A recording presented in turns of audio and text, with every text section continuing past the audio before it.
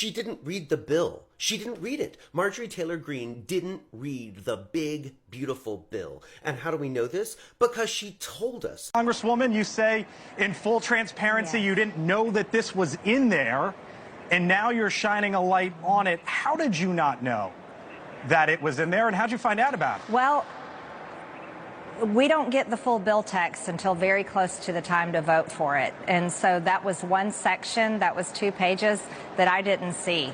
And I'm being very transparent and honest about it with everyone.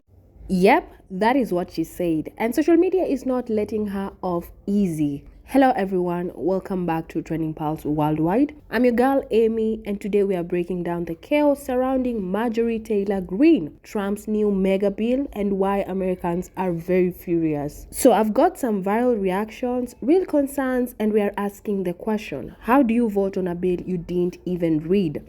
So guys, let's jump into it. As someone who was born and raised in Atlanta, Georgia, I wanted to make sure I said this with my whole chest. Marjorie Taylor Greene is a disgrace to the state of Georgia. She is a disgrace to the United States of America. She is a disgrace to humanity itself.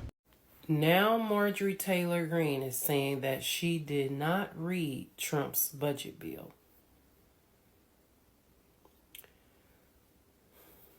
These people, once again, it just get out of control at this point.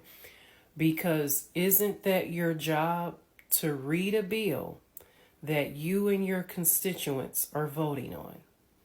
I'm sure that's part of the job description.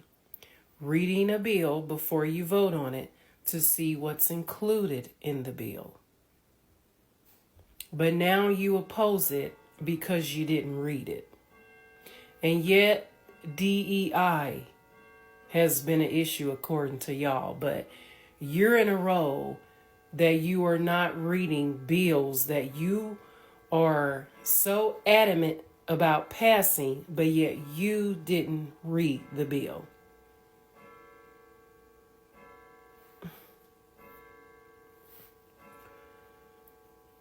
We always learned in school that reading is fundamental. Reading is fundamental. Reading the fine print is always important in any situation. Once again, you Republicans are making yourselves look so bad, when everything that Democrats have expressed from the beginning that y'all aren't right, you're not right. So what exactly happened? Now, Congress just passed Trump's so-called One Big Beautiful Bill. It's a massive piece of legislation packed with tax cuts, immigration policy, defense funding, and AI regulation, and over 1,000 pages of defense policy. And MTG Congresswoman Marjorie Taylor Greene admitted on video that she didn't read the whole thing. She missed a critical section about banning states from regulating AI for the next 10 years. Well, that's very huge. Oh my goodness, I don't know why I'm continually shocked. No, I'm not shocked. I should say I'm shocked, I'm surprised. She was not aware of the provision that strips states of the right to make laws or regulate AI for 10 years. Yeah, I am adamantly opposed to this, and it is a violation of states' rights, and I would have voted no if I had known this was in there. Well, you know how you could have known, you little bridge goblin? You could have read the bill. That's 2 now. 2 Republicans have come out and said, oh, I didn't read the bill before I voted for it. I don't know how many times I've said this, but I will keep saying it until it gets ingrained into the electorate's brains. Stop rewarding tribalism over governance. Stop sending people to Congress who thinks the job is to bloviate on Twitter. That's not the job. The job is to write bills, read bills, and vote on bills. That's the job. Now, this bill literally strips states of the right to make their own decisions about AI, hiring practices, surveillance, everything. And she's like, oops, didn't see that part. What are you even doing? So as you know, AI is one of the fastest moving technologies in the world, with facial recognition, predictive policy, job automations. These things impact real lives.